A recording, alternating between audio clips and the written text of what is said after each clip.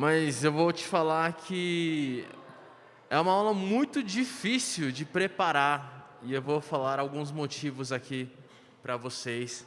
Mas antes eu vou pedir oração aqui para alguém, para ungir essa aula aqui. Ô Zeca, ora para a gente, por favor, porque é uma aula difícil.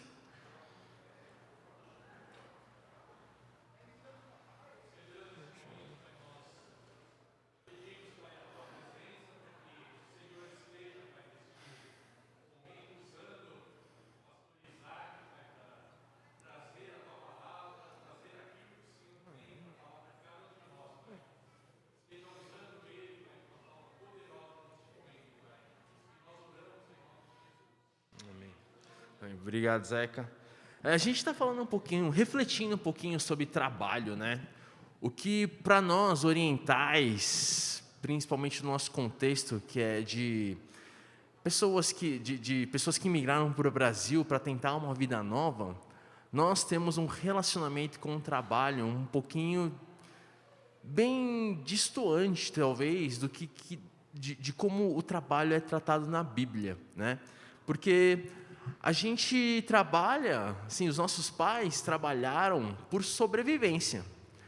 Eles precisavam, eles vieram para cá tentar uma vida nova, então eles ralaram bastante, eles sacrificaram muita coisa para trabalhar e conseguir construir alguma coisa, né? E o que foi uma coisa muito boa para todos nós, mas é um relacionamento que talvez não seja tão saudável com o trabalho, ou pelo menos de como a Bíblia trata o trabalho. E para mim, como eu tenho essa mentalidade, refletir sobre o trabalho é muito difícil. Eu estava lendo esse livro, esse capítulo principalmente, né? Eu estava tentando entender o que o Tim Keller estava tentando falar e eu não estava conseguindo entender, porque eu tenho algumas lentes sobre trabalho que dificulta bastante, né? Então, o meu relacionamento, e eu até hoje eu tenho esse relacionamento de, cara, trabalho é equivalente a produzir, e quanto mais eu consigo produzir, mais dinheiro eu consigo receber, e com o dinheiro eu vou comprar as coisas que eu preciso e tentar ter uma vida digna, né?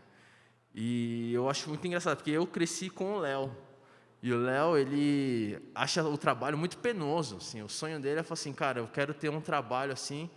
Eu acho que é sonho de muitos agora da minha geração, é assim, eu quero ter um trabalho que vai ajudar na minha qualidade de vida. Nós não queremos mais sacrificar a nossa qualidade de vida para o trabalho, né? A gente está tentando ser o senhor do nosso trabalho e não deixar o trabalho ser o nosso senhor. Mas, com certeza, se nós não enxergarmos da maneira correta, tudo que a gente vai conseguir fazer é fugir de um extremo e ir para outro extremo, né?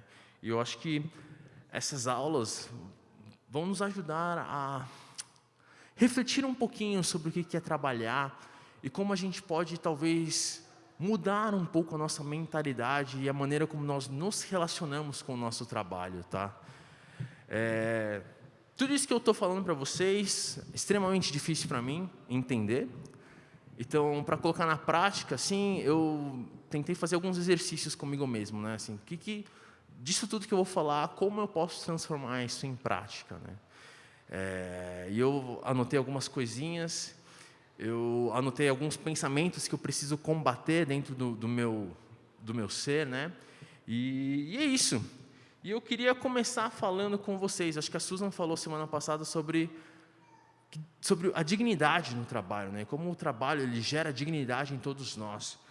E eu queria voltar um pouquinho para o que ela estava falando e começar falando para vocês assim, o que vocês sabem na Bíblia? O que a Bíblia fala de trabalho?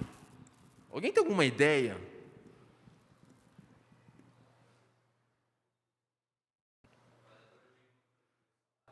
Trabalhador é digno do seu salário. Mas ele está falando, acho que nesse contexto, está falando dos obreiros, né?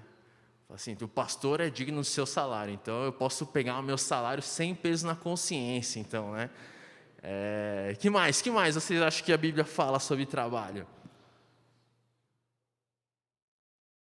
Alguém tem alguma ideia? Porque realmente, se a Bíblia não fala nada sobre trabalho, como que a gente vai refletir teologicamente sobre o trabalho? Trabalho é consequência do pecado? O trabalho árduo é a consequência do pecado? Aí a gente está começando a chegar em algum lugar, né? Então, que mais? Que mais? Esse pensamento aí, eu cresci com o Léo falando isso para mim, e eu falo assim, mano, eu só estou trabalhando hoje porque é por causa de Adão. E é uma desgraça a minha vida hoje. Mas é interessante isso. Que mais? Que mais que a Bíblia fala sobre o trabalho? Porque se a gente não sabe, como que a gente vai refletir em cima disso, né?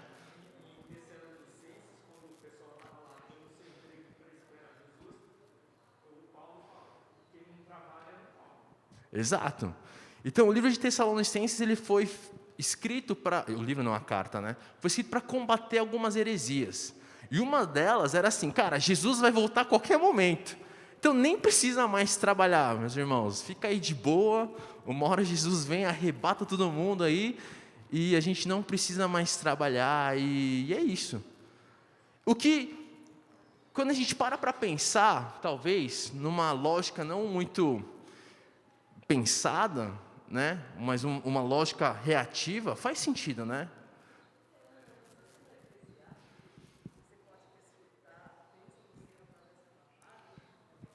Sim, ele vai falar isso em Eclesiastes, que é uma bênção a gente conseguir usufruir do que a gente está trabalhando, porque não é todo mundo que consegue. E acredito eu, quando eu vejo os meus pais, eles têm essa dificuldade. Cara, minha mãe, meu pai usam o mesmo tênis por anos.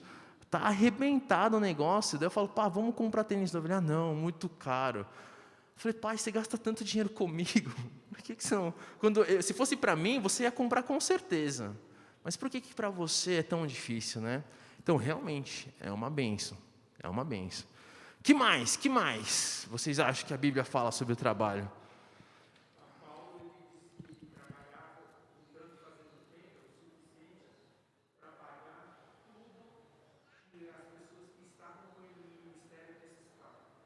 Tá, então o trabalho dele era uma via de sustentar um ministério, né?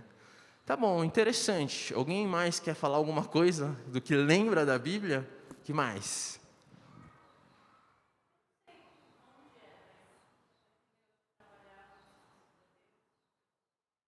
Sim, acho que Colossenses vai falar assim, tudo que fizermos, né? Tudo que nós fizermos, que façamos para Deus, né? Então tem bastante coisinha aqui, mas eu acho que é engraçado, né, que a gente não presta atenção em alguns detalhes. Mas olha só que interessante isso. O nosso Deus é um Deus trabalhador.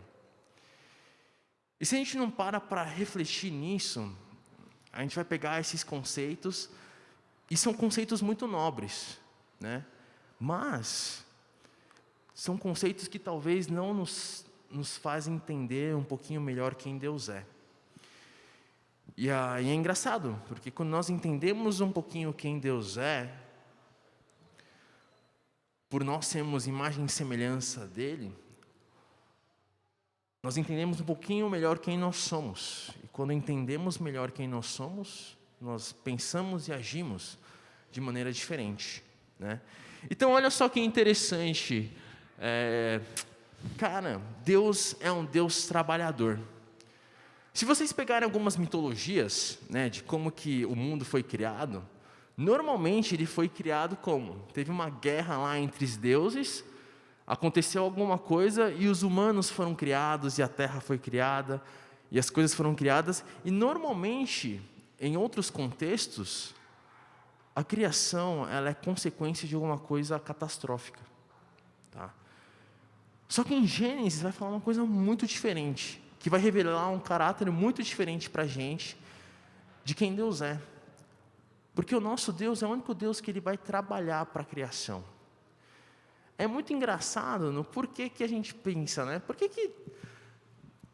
Deus não fez tudo em um dia?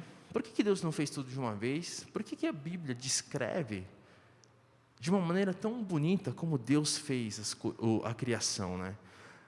Então ele vai falar os dias, vai falar que foi bom, vai mostrar que Deus, ele trabalha, ele descansa. E esse é um caráter muito importante que muitas vezes nós esquecemos de Deus. É que Deus, ele é um Deus trabalhador. E às vezes a gente pensa, né, que o trabalho é consequência do pecado, mas o Léo falou bem. Não é bem isso que acontece. O que acontece é que depois do pecado, o trabalho, ele ganha um peso muito grande na nossa vida, tão grande, mas tão grande, que para a gente conseguir se alimentar, para a gente conseguir se sustentar, a gente vai depender do nosso trabalho. Essa é a consequência do pecado. Mas ao mesmo tempo que existe a consequência do pecado, existe um Deus que trabalha em nosso favor para nos dar provisão. Então é uma lógica muito bonita assim do trabalho que eu queria trazer para vocês, que a gente precisa pensar um pouquinho, né? Que o nosso Deus é um Deus que trabalha. Ele faz com que tudo coopere para o bem daquele que o ama, né? Então o nosso Deus é um Deus que trabalha. Essa é a primeira coisa que eu queria falar para vocês. Então, acho que grande parte desse livro que a gente vai estar estudando vai estar nos 3 primeiros capítulos da Bíblia, tá? Então, pode passar. Está comigo, né? Eu vou passar aqui.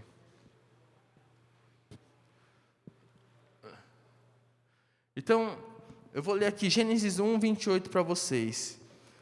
Deus os abençoou e lhes disse: sejam férteis e multipliquem-se, encham e subjuguem a terra, dominem sobre os peixes do mar, sobre as aves do céu e sobre todos os animais que se movem pela terra.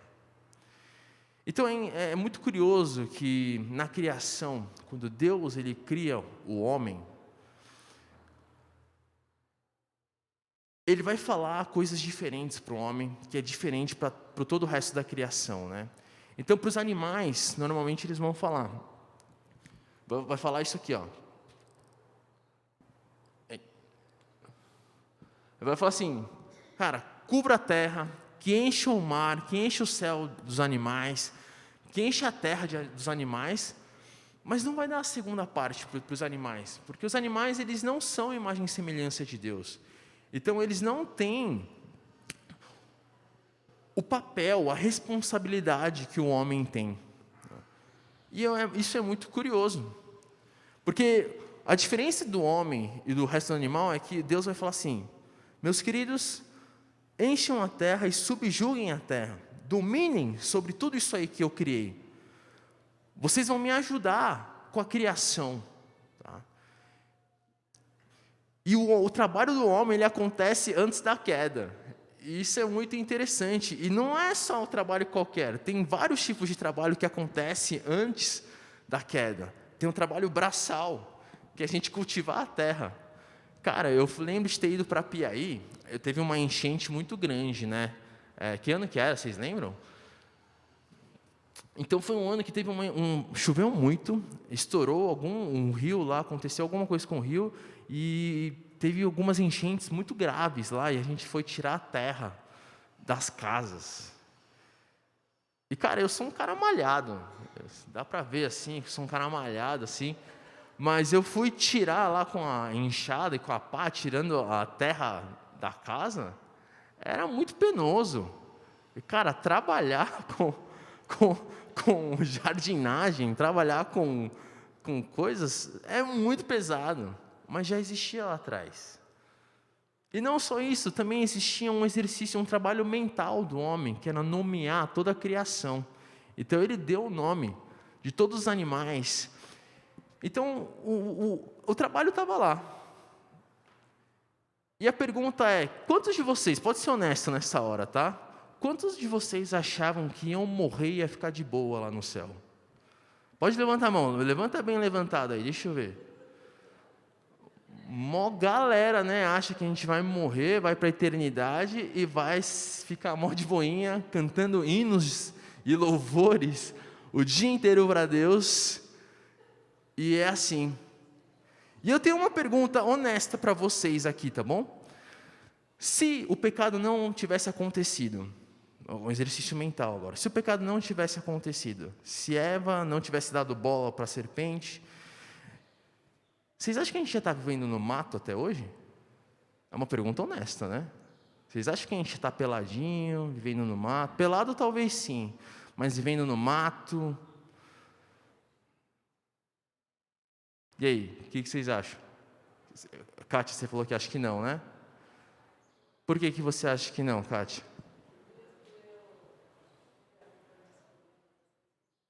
Exato.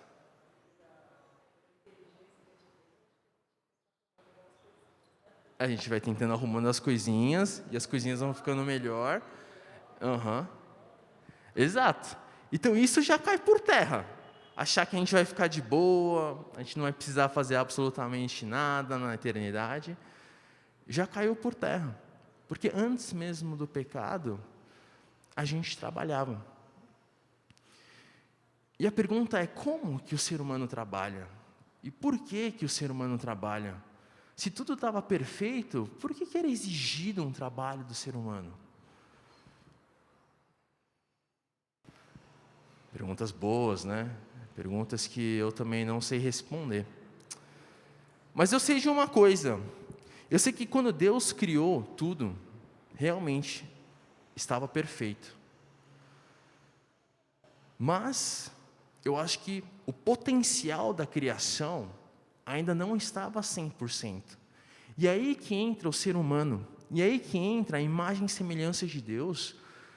E numa criação perfeita, nós fomos escolhidos para fazer com que essa criação viva o máximo do seu potencial. E é aí que entra o papel do ser humano. E é esse o nosso trabalho, é a gente cultivar a terra, a gente cuidar dos animais e fazer com que toda a criação cresça, floresça, e pouco a pouco a gente vai começando a usufruir, começando a enxergar o potencial de toda a criação que Deus fez. E isso é uma bênção que Deus nos dá. E olha só outra coisa muito curiosa, é que Deus ele taca um monte de animal. Fala assim, mano, ó, eu vou criar uns rebanhos aqui, vou criar vários peixes ali, e eles têm um papel de se multiplicar e de preencher o local. Mas o ser humano, ele não cria um rebanho de seres humanos e fala assim, mano, agora vocês dominem a terra, né? Ele vai criar Adão, vai criar Eva, fala assim, agora multipliquem-se e subjuguem a terra, ajudem a ser mordomos da terra. Então é interessante que o nosso papel, até no nosso papel da reprodução, não é meramente animalesco. Tem um propósito para a imagem e semelhança de Deus muito profunda, muito bonita. Tá? E a gente foi escolhido para estar cuidando, para estar povoando a terra, não só povoando igual os outros animais, mas para estarmos extraindo o máximo do potencial da criação de Deus. E tudo bem, ainda está muito teórico, Isaac. Então vamos tentar ir um pouquinho mais para a prática.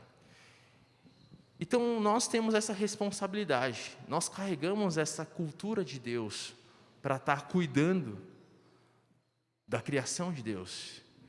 E a pergunta então é, como que nós fazemos isso? E a gente faz dessa maneira aqui. Eu falei para os adolescentes na semana passada, é que a cultura de Deus é ele coloca a ordem no caos. E toda a criação ela é assim, né? Quando Deus ele pairava sobre as águas, alguém perguntava, nossa, então já existia água naquela época? A água então não foi criada por Deus? Uma pergunta boa. Mas na cultura judaica, as águas agitadas representavam o Sheol, que era o caos, que era praticamente a ideia que nós temos de inferno hoje, era o Sheol da época. Então era o caos.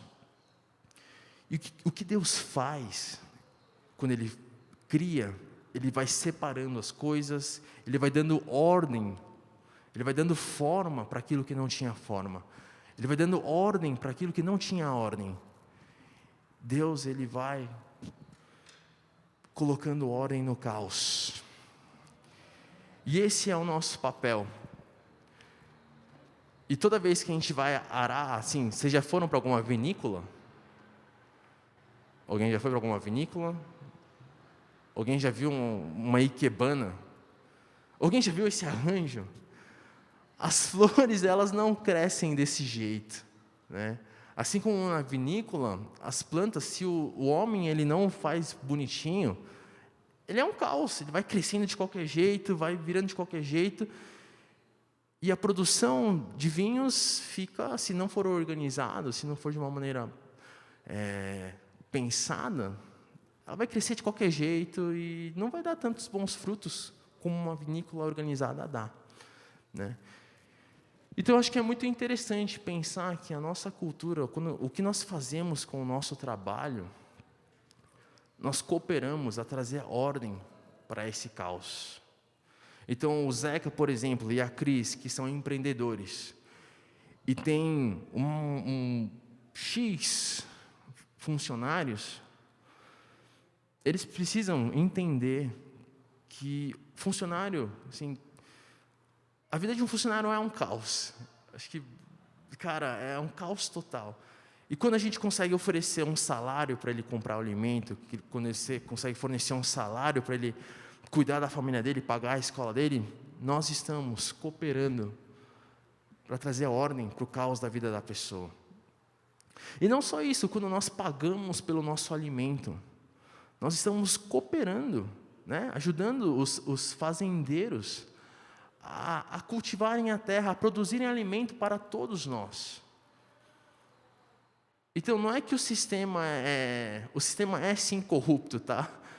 O ser humano ele é muito ganancioso, mas o trabalho, essencialmente, por si só, ele não é algo ruim, mas é algo que coopera para que nós tragamos ordem para todo esse caos, que nós possamos ajudar a criação a ter o máximo da sua produção. Um exemplo disso que eu queria falar para vocês, muda para mim, Tia Ali, por favor.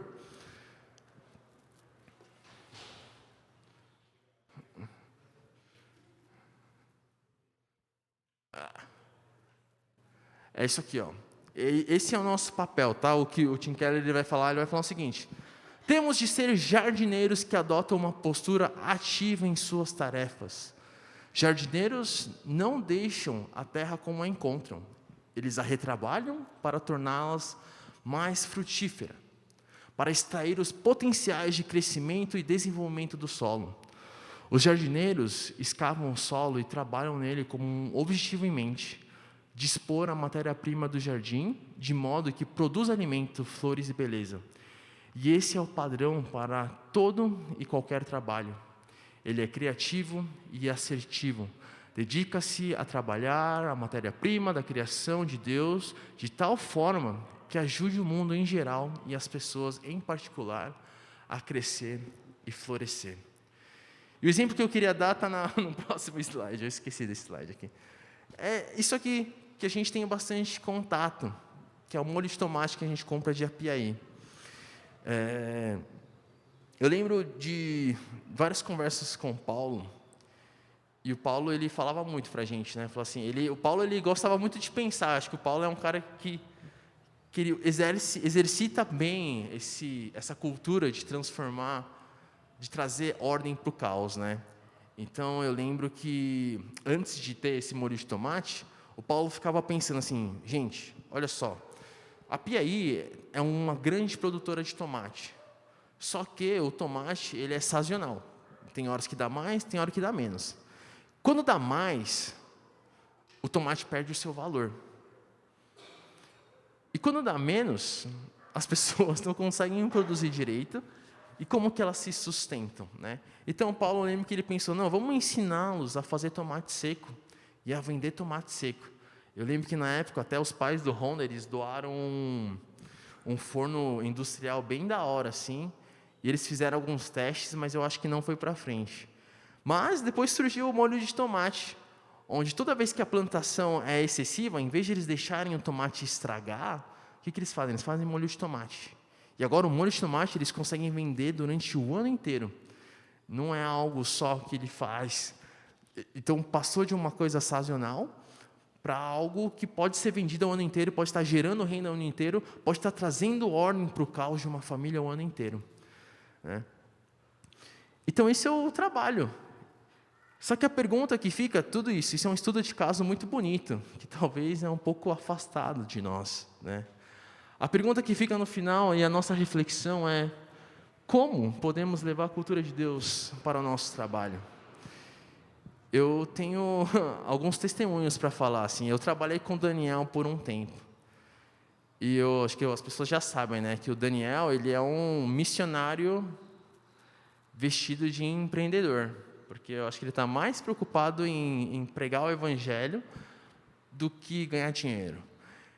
E, cara, eu ficava lá na boa, né, pagando as contas lá no banco e tal, e eu ouvia o Daniel conversar várias vezes com um funcionário. E era muito interessante, porque várias vezes eu ouvia o Daniel perguntando: e aí, como que está com o seu marido? Vocês estão com dificuldades e tal?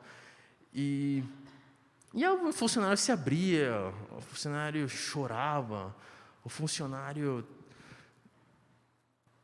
cara, abria o coração, e eu já peguei muitos funcionários chorando numa conversa com o Daniel, assim, e o Daniel sempre se preocupando e falando assim: não, cara, deixa eu te contar uma história na Bíblia aqui sobre amor, deixa eu te contar uma história aqui na Bíblia sobre perdão. E o Daniel se importava realmente com a vida da pessoa.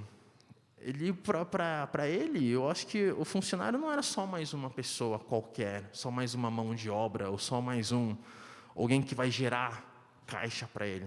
Mas era uma vida.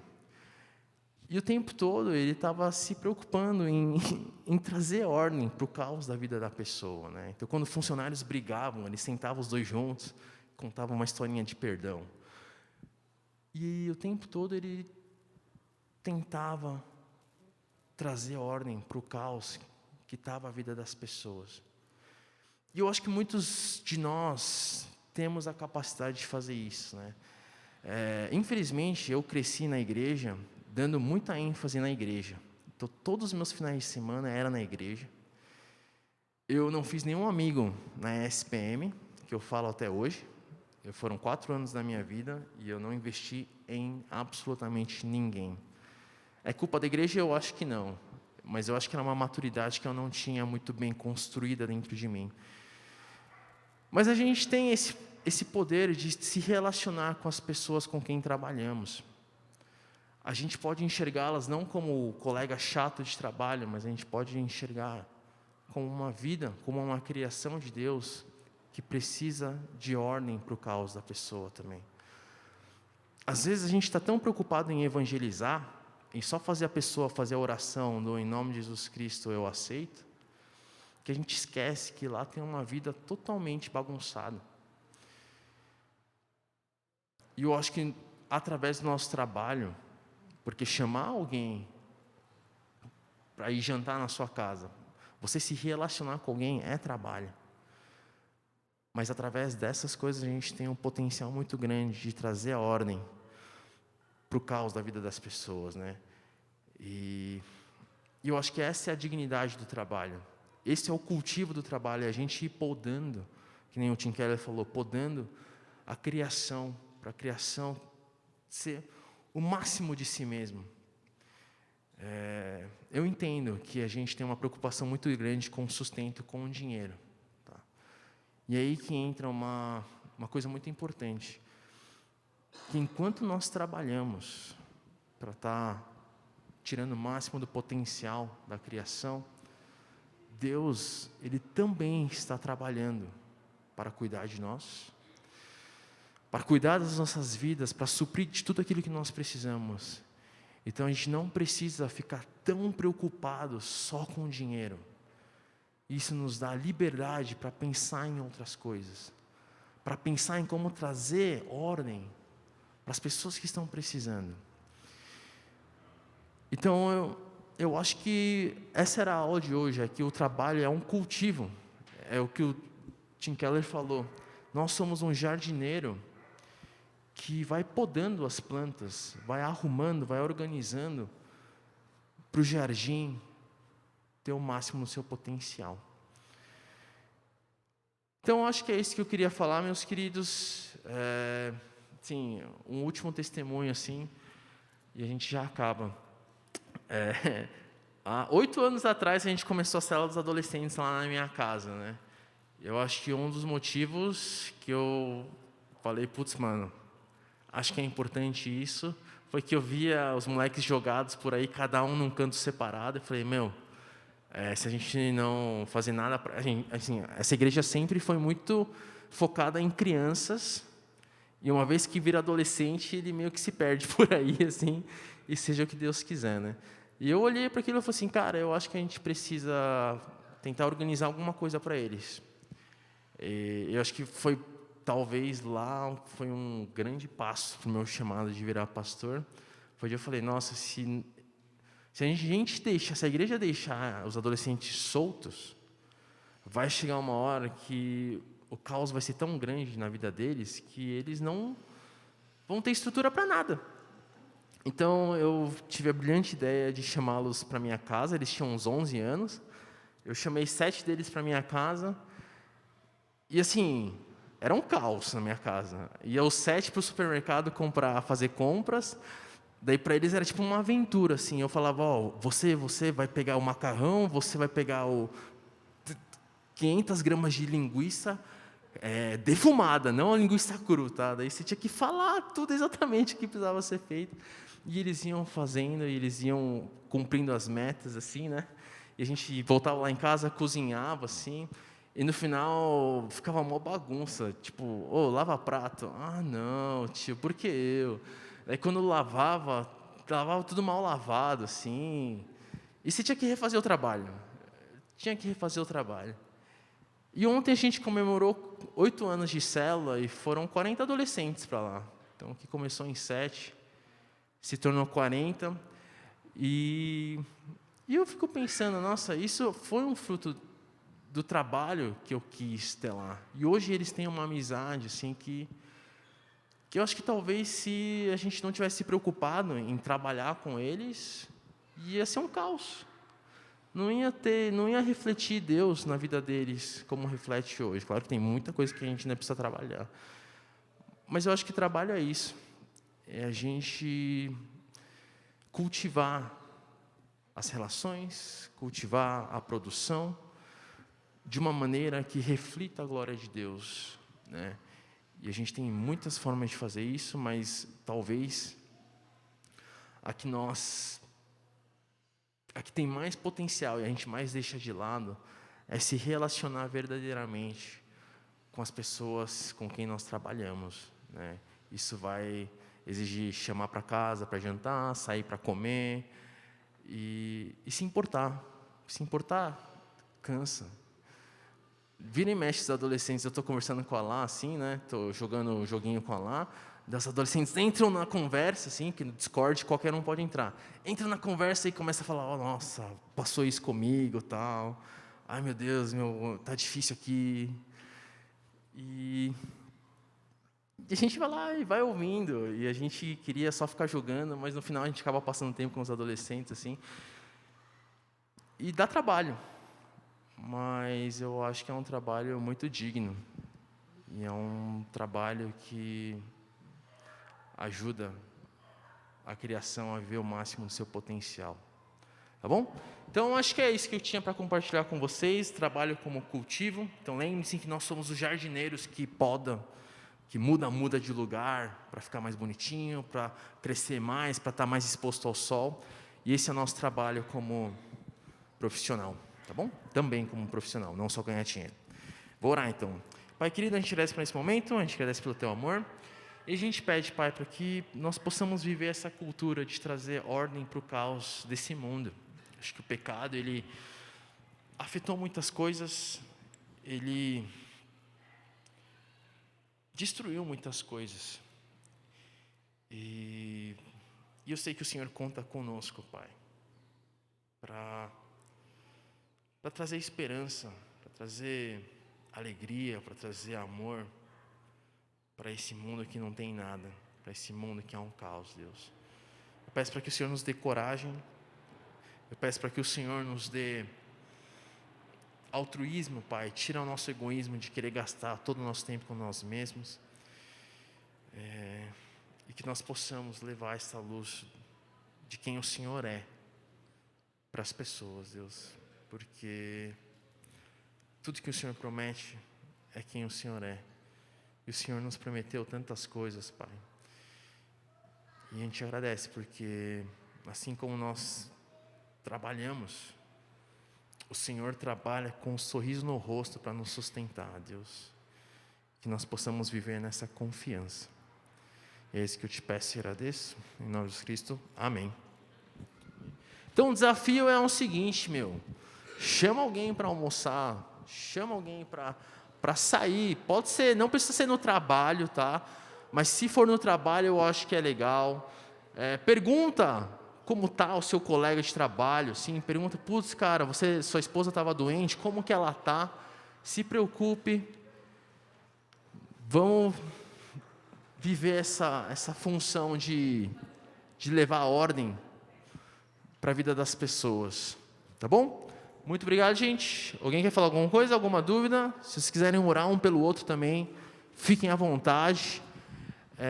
Mas eu acho que é muito importante a gente repensar um pouquinho como que a gente trabalha, o porquê que a gente trabalha, e principalmente lembrar que o nosso Deus é um Deus trabalhador, que Ele trabalha muito em nosso favor. Tá bom? Valeu!